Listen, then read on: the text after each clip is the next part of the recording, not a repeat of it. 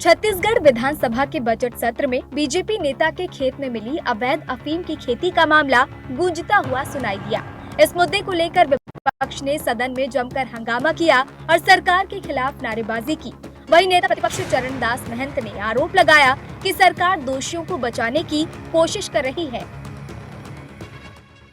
एक व्यक्ति जो कि अफीम की खेती कर रहा था, जो अवैधानिक है, हम सबका यही आरोप है कि ये छत्तीसगढ़ को अफीम के गांजा के खेती की तरह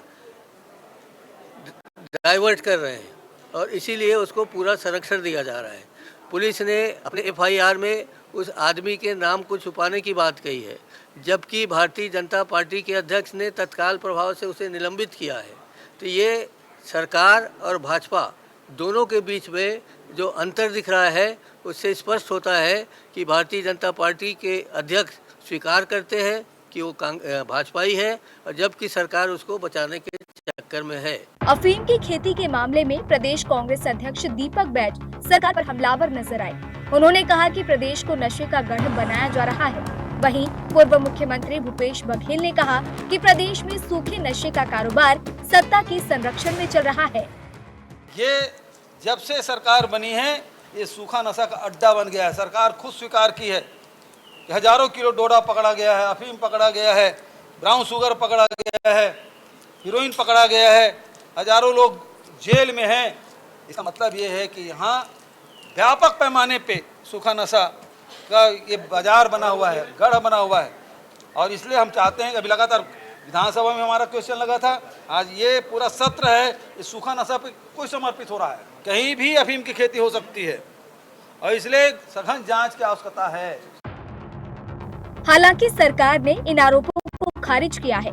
डिप्टी सीएम और गृह मंत्री विजय शर्मा का कहना है कि पुलिस को जांच को सूचना मिली थी, जिसके बाद तत्काल कार्रवाई करते हुए आरोपियों को गिरफ्तार किया गया और फसल भी जब्त कर ली गई। पुलिस के मुखबिरों के द्वारा पुलिस को सूचना मिली और पुलिस ने पूरी कार्यवाही की। वो जितने उपलब्ध लोग थे सबको गिरफ्तार किया गया। भाजपा के कार्यकर्ता का विषय आता है, भाजपा का कार्यकर्ता होगा है तो उसको डबल सजा होनी चाहिए, उस पर और सख्ती से कार्रवाई होनी चाहिए। ये भाव लेकर के हम काम करते हैं, इसमें कहीं कोई संशय नहीं है। उसका निलंबन भी हो चुका है, उस पर सख्ती से कार्रवाई भी हो चुकी है, वह जेल भी जा चुका है। इसमें किसी को कुछ कहने की आवश्यकता ऐसी नहीं। 2022 में गांजा 8,900 किलोग्राम नष्ट किया गया। 2023 में 500 ग्राम नष्ट किया, 500 ग्राम आधा किलो नष्ट किया गया।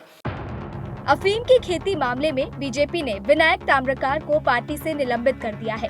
साथ ही प्रशासन ने आरोपी के भाई की अवैध दुकान पर बुलडोजर कार्रवाई की और अफीम की फसल को नष्ट कर दिया।